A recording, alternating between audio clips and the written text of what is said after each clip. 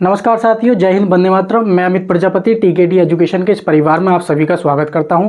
दोस्तों, RRB NTPC नई भर्ती को के असेसमेंट नोटिफिकेशन में जो अभी कुछ दिन पहले असेसमेंट नोटिस आया था उसमें 10,884 वैकेंसी की बात की गई थी। कितनी बात की गई थी? 10,884 वैकेंसी की बात की गई थी। लेकिन अब एनटीपीसी में 19,599 वैकेंसी हो गई हैं और ये बहुत खुशी की बात है। पहले एएलपी में वैकेंसी बढ़ी, फिर टेक्नीशियन में बढ़ी, अब ये एनटीपीसी भी वैकेंसी जो है बढ़ने को देखने को मिल रही है और हो सकता है कि आरपीएफ की भी वैकेंसी बहुत जल्दी इंक्रीज हो जाए।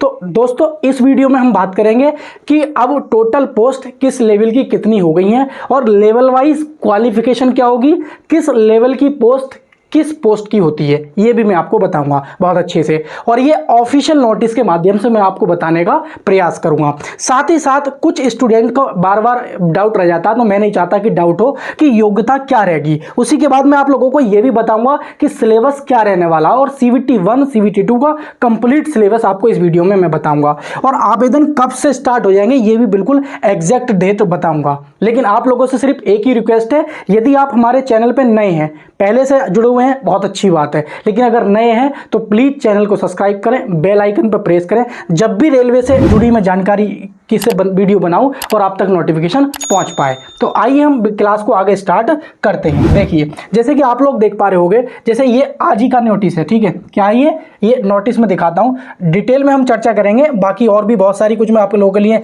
जानकारियां लेकर आया हूं। तो पहले हम स्टार्ट 1 बाय 1 स्टार्ट कर लेते हैं। पहले ये देख लेंगे कि आपकी वैकेंसी हो कितनी गई है। जैसे कि रेलवे, ये न्यूज़पेपर की कटिंग है और न्यूज़पेपर कटिंग क्या कह रहे हैं कि रेलवे खाली पदों पर साल में, यानी कि एक साल में 4 बार भर्तियां कराएगा। तो रेलवे खाली पदों पर साल में 4 बार भर्तियां कराएगा। भाई 4 नोटिफिकेशन तो आ चुके हैं ऑलरेडी, 5वां आने की तैयारी है और ग्रुप डी का कब आएगा? 6ठा।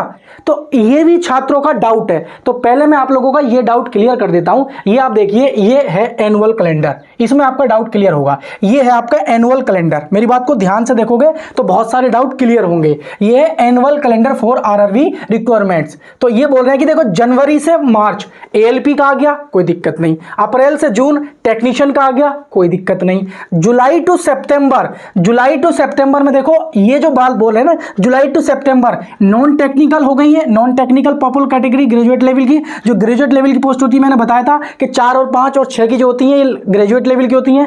5 जो होती है ये गुड्स कार्ड्स और 6 जो होती है स्टेशन मास्टर। तो ये तीनों जो होती है सेफ्टी कैटेगरी की पोस्ट होती है। और ये नॉन टेक्निकल जो होती है ये 10+2 के वालों के लिए होती है, 2 और 3 लेवल की होती है। तो ये तीन वैकेंसियां तो ये हो गई। ये पूरी को जो जूनियर इंजीनियर हो गया, पैरामेडिकल हो गया, तो इन चारों को मिलाकर, यानी कि graduate level, under graduate level, junior engineer, paramedical, इनको ये एक वैकेंसी बोल रहा है, ठीक है। और जनवरी, मार्च, जून, अप्रैल, तो 4 टाइम की ये वैकेंसी हो गई। जो ग्रुप डी की वैकेंसी आने वाली है, जो ग्रुप डी की वैकेंसी का इंतजार कर रहे हैं छात्र, तो ये चौथी बार जो बोल रहा है ना, रेलवे वाले जो बोल रहे हैं चौथी बार, ये लेवल 1 की पोस्ट के लिए बोल रहे हैं और मिनिस्ट्रियल आइसोलेटेड कैटेगरी की पोस्ट जो है। तो जो लेवल 1 हमारी ग्रुप डी की पोस्ट है, ये उनके लिए बोल रहे हैं। बात समझ में आई? तो आई होप आप लोगों को ये चीज, तो इनका जो पहला कहने का मतलब था, बहुत सारे स्टूडेंट इस पर परेशान थे, तो इसका जो डाउट था वो आप लोगों का क्लियर हो गया होगा पूरी तरीके से कि भाई लेवल जो साल में रेलवे 4 बार भर्ती कराएगा वो क्या कराएगा, ठीक है। अब थोड़ा सा और हम आगे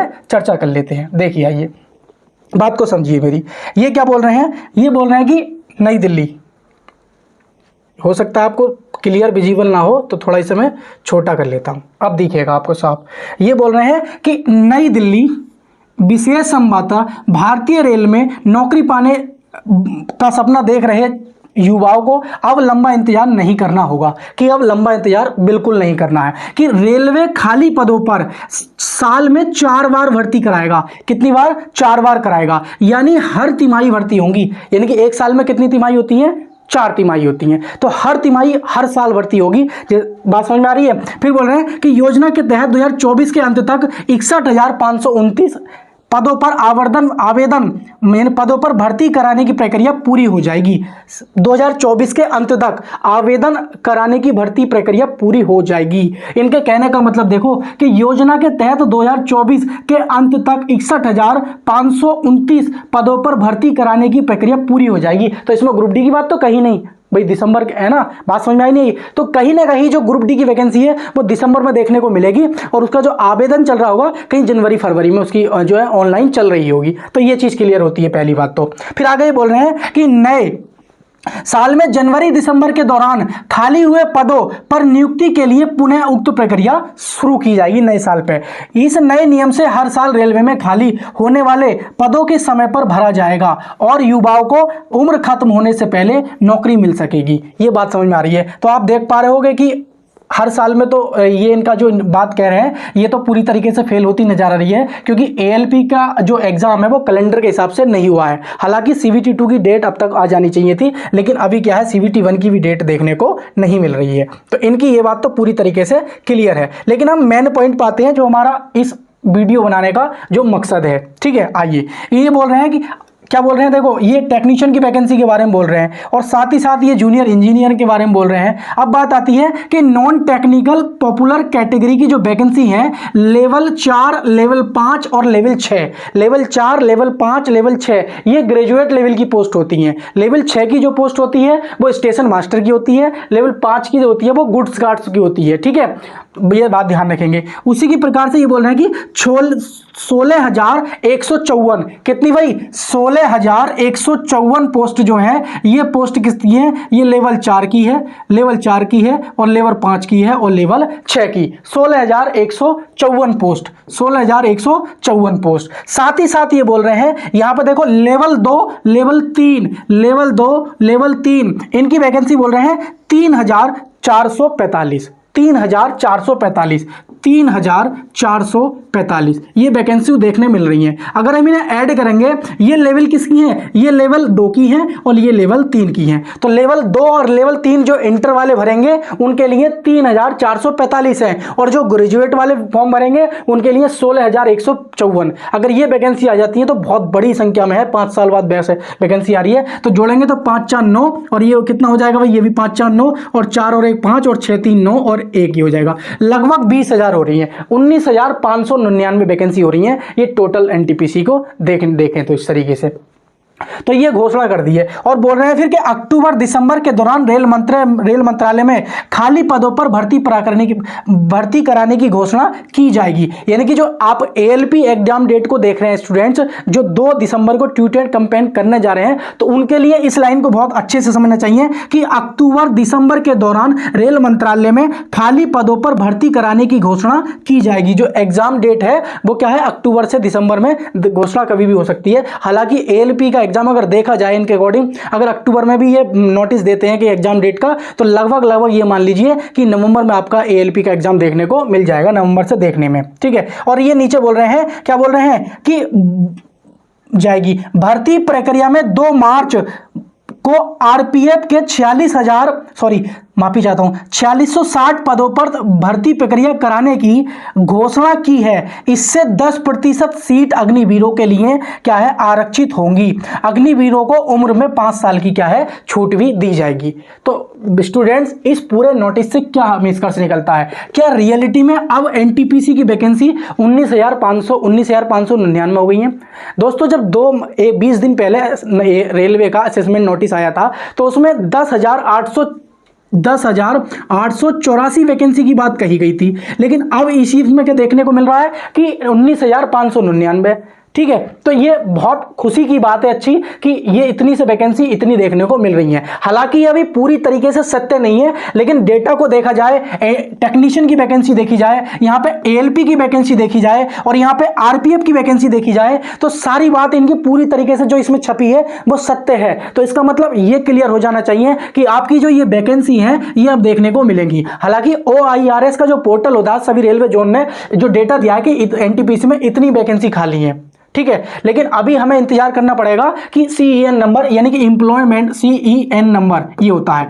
जब भी कोई वैकेंसी आती है तो उसके लगभग कह सकते हैं ना 1-2 महीने पहले क्या होता है, असेसमेंट नोटिस आता है, और जब वैकेंसी की ऑनलाइन शुरू होती है उसके 8 दिन पहले क्या है, एम्प्लॉयमेंट नोटिस आता है, और उस एम्प्लॉयमेंट नोटिस आने के जस्ट 8 दिन बाद क्या है, ऑनलाइन स्टार्ट हो जाती है। लेकिन अब हम आगे चलते हैं थोड़ा सा कि भाई आवेदन कब से शुरू हो जाएगा। तो मैंने क्या बताया कि आज है हमारी कितनी है भाई, 28 अगस्त है ये मान लीजिए। तो जब 28 अगस्त है तो ये मान लीजिए अभी ये इस तरीके से चर्चा देखने को मिली है, और आज से 20 दिन पहले क्या है, असेसमेंट नोटिस आया था, और उसके 30 दिन बाद एम्प्लॉयमेंट नोटिस आता है। तो ये मान लीजिए कि आपका जो आवेदन है वो 10 से लेके मैं 10 नहीं कहूंगा पूरा, और एक बढ़ा देता हूं, ये 10 से लेके 20 सितंबर, 10 से लेके 20 सितंबर इसके बीच में क्या है, आपके आवेदन शुरू हो चुके होंगे। मतलब ये आवेदन एम्प्लॉयमेंट नोटिस आ चुका होगा और उसमें बोल दिया होगा कि अब आप आवेदन भर रखेंगे। यानी कि 10 से 20 सितंबर के बीच में आरआरबी एनटीपीसी की ये जो वैकेंसी है 19,599 आप लोगों को देखने को मिल जाएंगी।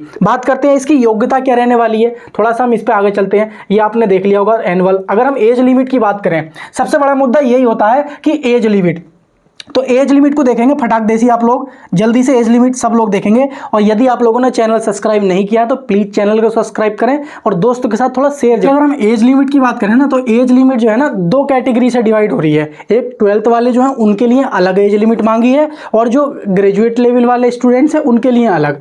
तो हम 2 कैटेगरी में डिवाइड कर लेते हैं। जैसे अगर हम बात करें जो 12th पास हैं और एक है ग्रेजुएट, क्या है भाई, एक है ग्रेजुएट स्टूडेंट, तो 2 टाइप के हैं। अगर इनकी बात करें, इनके लिए मांगी जाती है 18 से 30 और इनके लिए मांगी जाएगी 18 से 33। ये बात आप लोग ध्यान रखेंगे। अब थोड़ा सा हम आगे बात कर लेते हैं। तो इनको एक्स्ट्रा 3 साल मिलेंगे, इनको भी एक्स्ट्रा 3 साल की छूट मिलेगी। कोविड में रेलवे ने बोला है कि पहले साल के जितने भी हम नोटिफिकेशन देंगे, जितने भी प्रकार की वैकेंसी देंगे, उसमें हम 3 साल की छूट जरूर देंगे। तो इनके लिए क्या हो जाएगा, इनके लिए हो जाएगी ये 18 से 33, और इनके लिए हो जाएगी 18 से 36, 18 से 36। तो ये 18 से 36 क्या है, ये इनकी मूल जो है अवधि मानी जाएगी। और ये जो मूल अवधि मानी जा रही है, ये किसकी मानी जा रही है, ये जनरल वालों के लिए, और ये भी जनरल वालों के लिए। कहने का मतलब ये है कि यदि कोई EWS या फिर UR का स्टूडेंट है तो उनके लिए 18 से क्या है, 33 वर्ष एज होनी चाहिए। यदि कोई ओबीसी का बच्चा है तो उसको 3 साल की और छूट, उसको 3 साल की छूट मिलती है। तो उसके लिए 18 से क्या है, 36 वर्ष का होना चाहिए, अगर वो 12th वाली पोस्ट के लिए एलिजिबल है, यानी कि लेवल 2 और लेवल 3 के लिए। अगर यही बात करें हम, अगर एससी का स्टूडेंट है या एसटी का है तो उसके लिए 5 साल की छूट मिलती है। इसका मतलब 18 से कितना हो जाएगा, देखो 33 में अगर हम 5 जोड़ेंगे तो कितना हो जाएगा, 38। तो एससी वालों के लिए 38 साल, और ओबीसी वालों के लिए 36, और ईडब्ल्यूएस और यूआर वालों के लिए 18 से 33। अगर हम बात करें यही इनके लिए, तो इनके लिए ध्यान रखेंगे, अगर कोई ईडब्ल्यूएस या फिर यूआर का स्टूडेंट है तो उसके लिए कितनी एज होनी चाहिए, 18 से कितनी होनी चाहिए, 18 से 36 वर्ष। अगर ओबीसी का स्टूडेंट है, ओबीसी का, तो उसको 3 साल का छूट मिलेगा, तो वो हो जाएगा 18 से क्या हो जाएगा, 39। अगर यही एससी या फिर एसटी का स्टूडेंट है तो उसको 5 साल का मिलेगा, तो 36 में 5 जोड़ेंगे तो 18 से 41 हो जाएगा। तो इस प्रकार से ये पोस्ट, मतलब ये है कि 12th वालों के लिए अलग एज लिमिट है और ग्रेजुएशन वालों के लिए अलग एज लिमिट रहने वाली है। ये आप लोग अच्छी तरीके से देख लेना। यदि आप एलिजिबल हैं तो आप तैयारी अभी से स्टार्ट कर सकते हैं। बात कर लेते हैं सिलेबस की। तो सिलेबस मैं बता देता हूं आप लोगों को, सिलेबस में आगे बताता हूं आप लोगों को। यहां पर देखेंगे सिलेबस, ये आपकी योग्यता हो गई। तो योग्यता के लिए भी मैं बता देता हूं, क्योंकि योग्यता को लेकर भी काफी सारे स्टूडेंट कंफ्यूज हैं। तो योग्यता मैं बताऊं, सबसे पहले बताऊं, 2 तरह की पोस्ट है हमारी। एक है हमारी लेवल 2 और लेवल 3 की, और एक है हमारे पास लेवल क्या है भाई, 3, सॉरी माफी चाहता हूं, लेवल 4, लेवल 4, लेवल 5 और लेवल 6। तो मैं बता चुका हूं ऑलरेडी कि ये लेवल 5 की जो है ये गुड्स कार्ड्स की है, और ये स्टेशन मास्टर की, ये सीनियर टाइप जूनियर टाइपिस्ट की होती है ये पोस्ट है। तो ये बात आप लोग अच्छे से ध्यान में रखेंगे। तो इनके लिए योग्यता कितनी मांगी है, 12th पास, और 12th पास प्लस कितनी होनी चाहिए, 50%। कितनी होनी चाहिए, 50%। ये किसके लिए है, ये है ईडब्ल्यूएस, क्या है भाई, ईडब्ल्यूएस, या फिर यूआर हो, या फिर क्या हो, ओबीसी हो। लेकिन एससी वालों के लिए, एससी वालों का स्टूडेंट है कोई, या फिर एसटी वालों, एससी स्टूडेंट है, एसटी या एससी का कोई स्टूडेंट है, तो उसको केवल क्या होना चाहिए, 12th पास होना चाहिए। क्या 50%, ये कोई कंडीशन नहीं है, केवल 12th पास हो। अगर ये इन पोस्ट के लिए बात करें तो इनके लिए तो केवल ग्रेजुएट, क्या हो भाई, वो ग्रेजुएट पास हो। अब बात आती है कि जो ग्रेजुएट पास स्टूडेंट है क्या लेवल 2 लेवल 3 के लिए फॉर्म भर सकता है? बिल्कुल भर सकता है। किसी ने केवल इंटर किया है तो वो केवल इनके लिए दावेदार होगा। किसी ने ग्रेजुएशन किया है और इंटर तो पास किया ही होगा ऑलरेडी,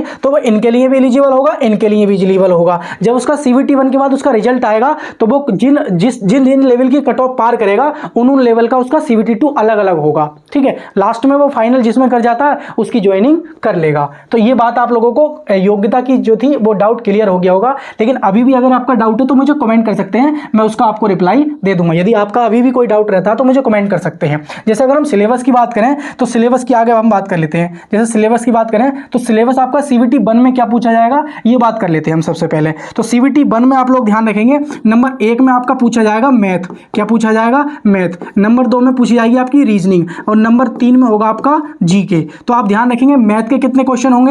30 क्वेश्चन होंगे, ये आपके होंगे 30 मार्क्स के। उसी प्रकार रीजनिंग के कितने होंगे? 30 क्वेश्चन होंगे आपके 30 मार्क्स के। कितने होंगे? 30 मार्क्स के होंगे। GK का आपके कितने होंगे? 40 क्वेश्चन होंगे, ये आपके 40 मार्क्स के होंगे। तो टोटल मतलब ये है कि 100 क्वेश्चन होंगे। कितने होंगे? 100 क्वेश्चन, ये होंगे 100 मार्क्स के और 90 मिनट का टाइम आपको मिलने वाला है। और 1/3 की क्या होगी?